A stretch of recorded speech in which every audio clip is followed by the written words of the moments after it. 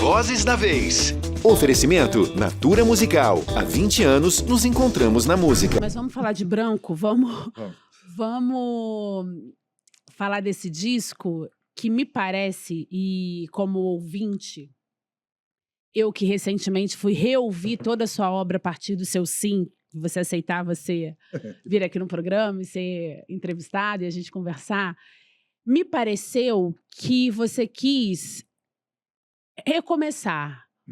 É uma página em branco mesmo, e a partir daí eu estou reescrevendo outras histórias, acessando outras camadas. Me fala de Branco. O que era Tem isso. a sua intenção? Tem isso. Tem também tirar o Branco dessa perspectiva moral e colocar ele num espaço que agregue tudo, entendeu? Tem isso. Tem o fato de eu quase ter morrido. Sim, por conta da Covid, eu tive uma complicação cardíaca muito séria e fui para uma cirurgia muito séria e estava ali deitado assim com aquele disco que a gente vê, sabe? Aquele disco de cirurgia, aquele negócio branco de cegar, né? Por isso que a capa do disco tem aquele formato sem foco, feita pelo Davidson Ribeiro, tal, pernambucano amigo meu. Eu olhei para aquilo e falei, cara, será que você é a última coisa que eu vou ver, né? Será que você é a última coisa que eu vou ver?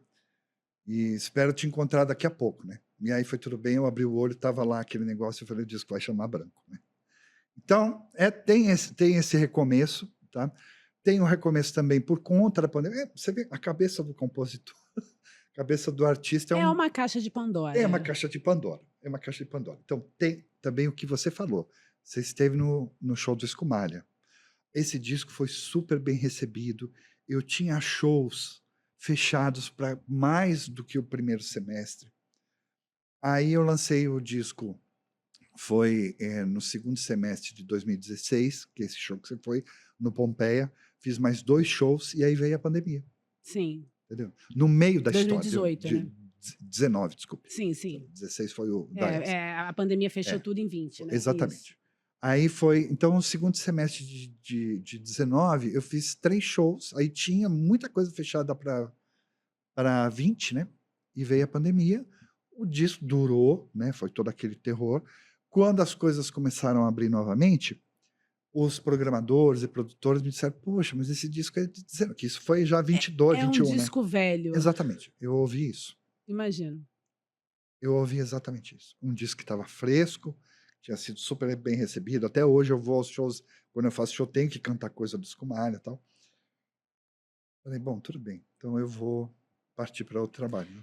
Antes de você falar que você partiu para outro trabalho, não te dá uma certa angústia, por falta de palavra melhor, ouvir que é um disco velho? Na verdade, assim, essa rapidez que o mercado obriga que a gente consuma as coisas? Pois é, esse é o capitalismo, né? Esse é o capitalismo que as pessoas absorvem e praticam sem nem mesmo perceber. Entendeu? Porque a gente não consegue absorver um disco como Escumalha em um ano, imagina, em 2, talvez em uma vida. A gente está reouvindo coisas dos anos 60, a gente vira e mexe, pega um disco para... Entendeu? Arte não é assim, né? Mas está tudo muito ligado a isso, né? E as pessoas ficam olhando os teus seguidores, o teu número de ouvintes, então é isso. Sabe o que é o pior, Douglas? As pessoas falam sobre isso e continuam fazendo isso. Exato. É o mesmo caso, para você ver. O caso das pessoas falarem e continuarem fazendo foi aquela faixa de créditos que eu fiz. No álbum Branco, eu fiz uma faixa de áudio onde eu falo o crédito das pessoas. Todo mundo reclama disso, eu vou parar de reclamar, eu vou fazer a faixa, vou botar o nome das pessoas, eu vou falar o nome das pessoas. E gerei uma faixa de áudio que inclusive gera crédito, que inclusive gera receita. Entendeu? É uma maneira. Aí eu estava muito contrariado, porque o disco tinha esse frescor, os temas ainda estavam atuais, a polarização continua até hoje, vai perdurar. As elites estão aí tudo. As elites estão tudo aí, né? Aí, nesse período de recesso e tudo, foi bem triste, porque o meu trabalho depende de pegar o violão e tocar, né, Fabi? Aí você tava todo mundo com a TV ligada o tempo todo, vendo, assim, o estado sem saber onde colocava corpos. Sim. E aí você não pega o violão, né? Como diz Lenine era um pandemônio e uma pandemia, né? Exatamente. Então era um Como é que a cenário gente triste, pois sobreviveu, somos Douglas? sobreviventes. A gente tem que fazer valer essa. Então era muito triste, sabe? Você vendo toda aquela situação, você não vai pegar o violão, sentar ali, eu vou fazer um samba agora, entendeu? E ao todo, no meu entorno, eu perdi 14 pessoas, sabe? Então, assim, aí conversando com outros parceiros, com outros amigos, o Alfredo Del Penho, o Fábio Peron, o Simas, porque o Simas, ele tinha O Simas é feito um meu pastor texto, e nada me faltará. o Simas tinha feito o texto de apresentação do Escumalha, né? De uma maneira parece muito da própria vontade, não foi isso? Foi total. Assim, eu chamei ele, né? Ele fez um texto, uma publicação espontânea a respeito do meu disco Copo de Vista, que eu Tá. musiquei e gravei agora no branco, né? E aí, por conta disso, a gente tinha amigos em comum, aqui o Fernando Segre, eu pedi, Fê, você passa o e-mail do Simas que eu vou Sim. escrever para ele, convidei, ele topou, e eu estava compondo, porque o Escumalha era uma pesquisa, então eu estava pesquisando, compondo, e aí eu fazia, mandava para ele, fazia, então ele foi praticamente acompanhando o processo. E vocês não se conhecem pessoalmente, Não. né? Pois é, eu fui falar com ele sobre você, que eu Não. ia te entrevistar ele, mas você sabe que eu nunca tomei uma cerveja com ele? A gente ainda Falei, tá... oi?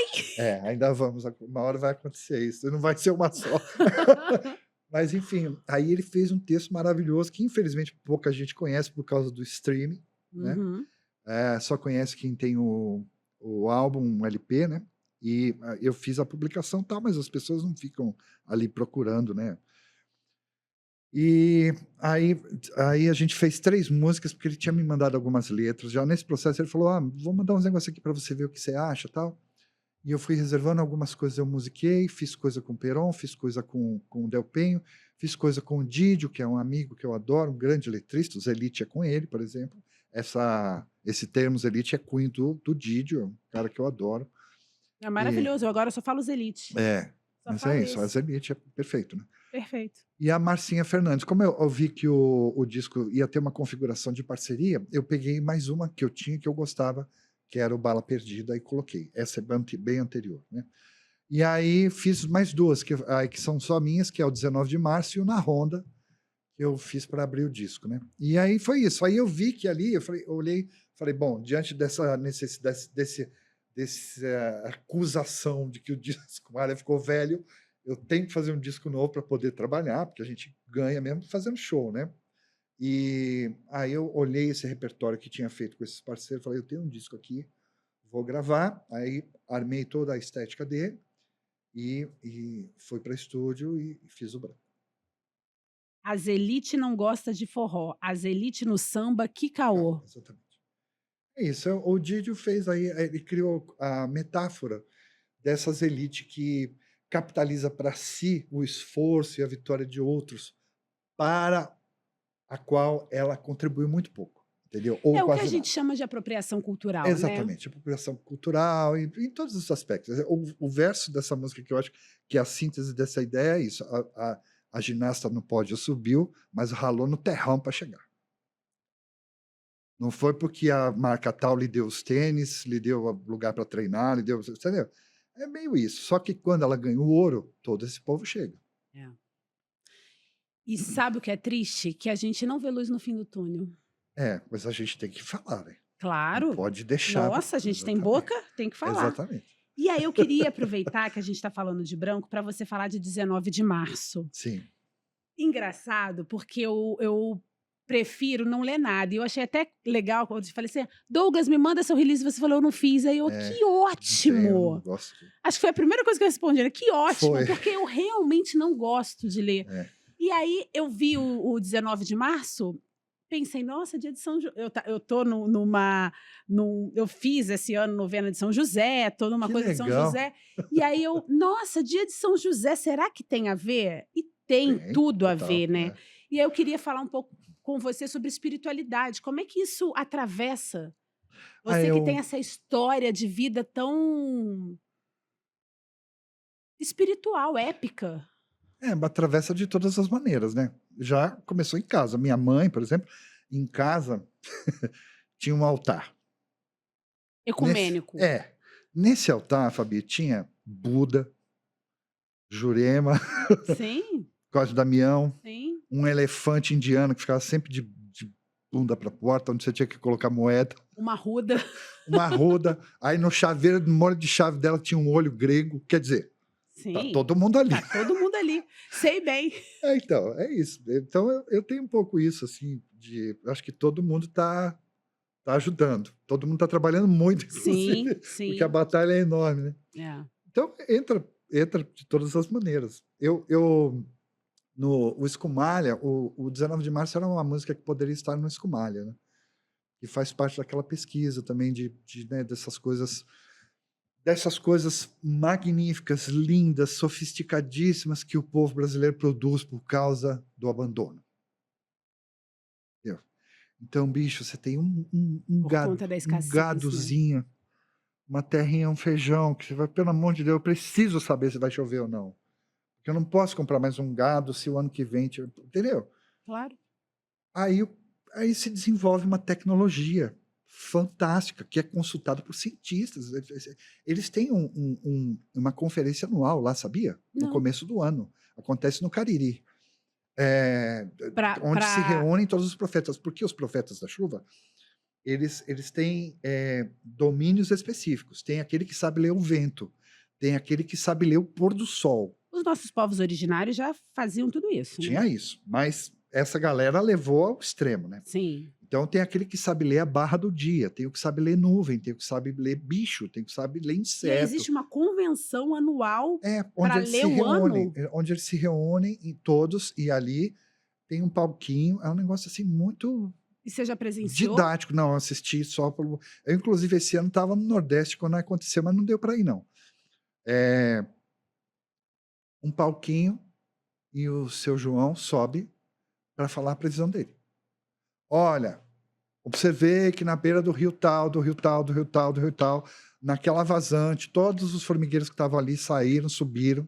É sinal que vai ter chuva. Porque todas as respostas estão na natureza, né? Exato. Tá Exato. tudo lá. E aí é o que sabe ler as plantas, é o que sabe ler. É isso. É um negócio lindo. Eu aconselho que, bom, quem for do Nordeste que estiver nos ouvindo, Sim, já sim. conhece essa história e vai se emocionar de lembrar disso. Quem não estiver fora de lá e quiser, no YouTube você procura Profetas da Chuva, tem vários documentários, tem coisa.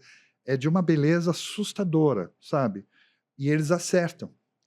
E aí a única coisa que eu fiz na letra do 19 de março foi tomar o cuidado de colocar no verso, porque cada verso da música é uma forma de previsão. Coloquei a Sim. forma positiva. Então, se acontecer o que está no verso, é porque vai chover. Então, por exemplo, o João de Barro, quando a invernada vai ser boa, ele faz a portinha da casa dele virada para o poente. Entendeu? Quando não vai ser boa, não vai ter chuva, ele faz para o nascente. Então, no meu verso, João de Barro fez casa no poente. Mas aí, eles têm toda essa sabedoria, tem tudo, mais a chancela, por isso que a música chama 19 de março, e o refrão cita o José, a chancela é de São José no 19 de março. Porque se chover, significa que tudo que eles previram acontecerá. Você deve ter visto um vídeo recente, um Reels no Instagram, falando que o dia mais importante do Se ano me marcaram lá. era no dia 19 de março. Pois é, porque ali vem a chancela. Então, para nós aqui, o pessoal aqui do Sudeste, que no Sul, que não conhece isso, sempre que for no 19 de março, se chover, saiba que está tendo festa. E é claro que o São João vai ser Vai ser maravilhoso. maravilhoso. Porque o São João é em consequência disso, Sim, né? É uma sim, festa 3 meses depois. São João é uma festa para a colheita, né? Sim. Por esse sucesso, pela vida, renovação e tudo mais, fartura, né? Então é isso. E uma dica, para quem não sabe, é também um dia excelente para plantar margaridas. Se você tem o seu vasinho, o seu pedacinho de terra, plante margarida no 19 de março, que você vai ter margarida o ano inteiro. Olha, gente, eu amo o meu trabalho. Ainda me pagam para isso. Porque realmente são muitas histórias. Que delícia E o conversar meu com filho você. nasceu em 19 de março. E você é devoto de São José? Não sou, mas passei assim. E seu filho chama? Guilherme. Guilherme, não é José. Não, Mas tudo eu bem. chamo de Zé Guilherme. Zé Guilherme, muito bom. Douglas, eu ficaria aqui com você dias, até São João. Obrigado. Mas a gente já está se encaminhando para o final. Eu vi uma entrevista sua em que você critica um pouco, ou bastante, um modo de produção que você chama de esteira da produção do samba. É. Queria que você me falasse um pouco sobre isso e me dissesse o que te incomoda nessa esteira de produção do samba. Na verdade é o seguinte, as pessoas têm o direito de fazer a coisa como elas acharem melhor, né? O que eu acho é que é o seguinte, é que essa esteira de produção interfere nessa vontade das pessoas de fazerem do jeito que elas querem. Você passa a reproduzir uma forma. Como eu te falei no começo, a minha história, Nenê de Vila Matilde, o samba tem um vocabulário, e quem é percussionista que estiver nos ouvindo, quem é do samba que estiver nos ouvindo, sabe bem do que eu estou falando. O vocabulário do tambor. O vocabulário do tambor, o vocabulário ali do repinique, do tamborim, do surdo, entendeu? Quando toca hip e tamborim junto, aí aparece uma terceira, aí você... Esse vocabulário é um negócio que torna e faz do samba um troço sofisticadíssimo que permite que ele... Por exemplo, o axé sai do samba, a bossa nova sai do samba, Sim. o sambão joia sai do samba, tudo é samba, tudo é samba. Sim. Como tem uma faixa se você disco. pegar a estrutura, a grande música brasileira reconhecida com o tapete vermelho em todo lugar do mundo, é samba. Sim. Então, é um absurdo que um gênero João que tem Gilberto pôs o tamborim no violão, né? Não, exatamente. Ele tem essa história do tamborim, que eu Sim. entendo muito bem isso que ele está dizendo, porque eu também levo um monte de coisa para o violão. O João Bosco, pra caramba, é um batuqueiro. Ginga. Ginga também, né? João de Aquino. Enfim. Então, essa estrutura que é tão sofisticada, que permite tanta coisa, não merece ser executada sempre de uma maneira só. E não é nem por decisão dos artistas, por decisão de produtor, por decisão de mercado, por causa de caixinhas de sonoridade estética que eles querem reproduzir, entendeu? Então isso torna a coisa velha. Né? Exatamente, isso torna a coisa velha, ultrapassada, que você precisa... Então, assim, para essa ideia imperialista e tudo mais, é muito importante que nós tenhamos um negócio tão sofisticado sendo ultrapassado, entendeu? Então, é isso, eu sou contra isso. A minha crítica não é ao sambista, aquele cara que trabalha a semana inteira, sei lá, como motorista de aplicativo, ou se rala como carteiro, e aí chega no sábado, que ele pega o tamborinzinho dele, encosta ali no botequim, faz um samba. Esse cara é quem faz a coisa se manter viva. Sim. Entendeu? É a base da pirâmide, todos os né? louros para esse cara. Sim. Eu não estou falando desse cara, eu estou falando daquele que às vezes nem toca um instrumento, que está ali dizendo como é que você tem que fazer ou não tem que fazer, por conta de decisões e de determinações de mercado e de determinações do capitalismo, entendeu? Então isso aí eu sou completamente contra, e meus discos eu ponho isso em prática e conheço gente muito boa. Por exemplo, você olha as bandas de samba que acompanham grandes astros, tira o grande astro, você só tem grandes astros. É um bandão, né? Você tem um baita violonista que arranja, você tem um baita percussionista que é filho de fulano de tal. E aquela pessoa que ele não tá ali fazendo sempre o bagulho do mesmo jeito. Se você falar, faz o que você quiser, que é o que eu faço com os meus músicos. Você chama um cara, chama o Marçalzinho e fala, Marçal, faz o que você quiser aí, não quero nem saber que instrumento você vai usar. Vai ver o que vai acontecer. Entendeu? Então, o samba, e ele vai deitar e rolar exatamente porque ele tem propriedade sobre esse gênero magnífico e grande, e sofisticado. Então, ele vai deitar e rolar e dificilmente você vai ver ele repetir alguma coisa. Entendeu? Porque é isso. Douglas, que prazer te conhecer pessoalmente. Muito obrigada por essa escuta, por essa troca. Espero muito que a sua música chegue cada vez mais longe, que mais pessoas tenham acesso a essa sabedoria ancestral que você carrega. Obrigada, viu? Obrigado, eu que agradeço. Até beijo a todos. Próxima. Vozes da Vez. Oferecimento Natura Musical. Há 20 anos nos encontramos na música.